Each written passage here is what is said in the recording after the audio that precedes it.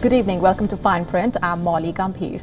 The race to the White House is heating up. The countdown has begun. 71 days to go, to be precise, for the U.S. presidential election. The Democrats have officially nominated Joe Biden at their convention, which was held virtually. Now it is the turn of the Republicans to officially nominate Donald Trump. Democrats and Republicans are going into that final stretch of the campaign. Meanwhile, unlike their counterparts, Republicans are holding a part digital, part in-person convention. The theme is honoring the great American story. A look first at who all will be speaking at the event. Senator Tim Scott of South Carolina, the only black Republican in the Senate, the man who spent a large part of his career trying to not let the color of his skin define his political career. But at the same time, he urged Republican lawmakers to frame a legislative response when people started protesting against systemic racism in the aftermath of George Floyd's custodial killing in May. Nikki Haley, the only Indian-American Republican politician to speak at the convention, former governor of South Carolina, also a former U.S. ambassador to the United Nations. She is considered a possible presidential candidate for 2024. Donald Trump Jr., President Donald Trump's oldest son, he has become one of his father's most reliable defenders. He has been vocal about his interest in running for office at some point. Mark and Patricia McCloskey will also virtually attend the Republican convention. Remember, they were filmed pointing guns at black protesters in St. Louis. This year, 336 delegates will gather in person in Charlotte, North Carolina. A roll call vote will be conducted to formally nominate Donald Trump. The convention will be held partly in person, like we said. Each night, 20 virtual convention speakers from various locations will speak at the event. The U.S. president is expected to make his formal acceptance speech from the White House on Thursday. But they're not going to be forgotten long. Joining us live on the broadcast this minute is our correspondent Simon Marks, live from Washington, D.C.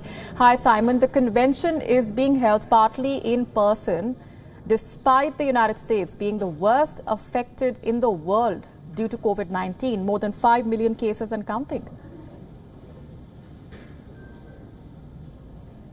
Yes, that's absolutely right, Molly. Although the vast majority of the convention, as we all see it on television, will be a virtual affair. But there are some Republicans gathering in Charlotte, North Carolina, to get some of the parliamentary business of this convention accomplished. Not included in that, bafflingly, is the creation of a new manifesto, a platform for the Republican Party to run on in this November's election. They have apparently decided to stick with the last one from 2016. No plans to revise the Republican Party's platform, which is extremely unusual, and many political observers here are arguing that that indicates Republicans themselves don't really have a strong sense of specifically what Donald Trump wants to do with another 4 years in the White House. But I've got to tell you that within the last few minutes, there has been some news breaking here that I think is going to be very, very unwelcome news to Donald Trump,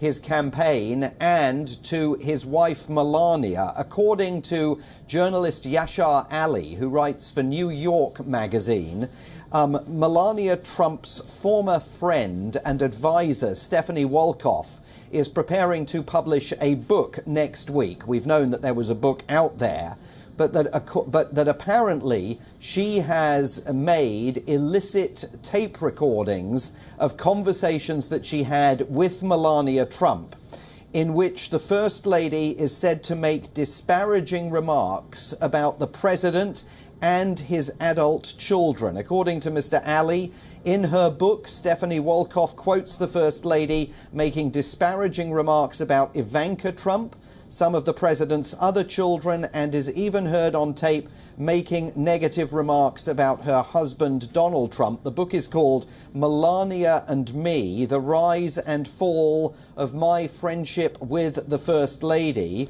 And according to these initial reports, Melania Trump was not aware that her conversations with Ms. Wolkoff were being recorded. Now, Stephanie Wolkoff is very well known in this town. She was a very close and very wealthy friend of Melania Trump, who was brought in January of 2017, basically to produce the inauguration, and found herself on the receiving end of accusations of financial irregularities relating to the way in which she was going about that task. So this is someone who has every reason to want to dish some dirt on Melania Trump and the Trump marriage, and apparently that dirt is going to be coming out in a book next Tuesday. That, I think, is going to have Republicans agog, whether they are in Charlotte, North Carolina for this convention or whether they're participating in it from afar. Big potential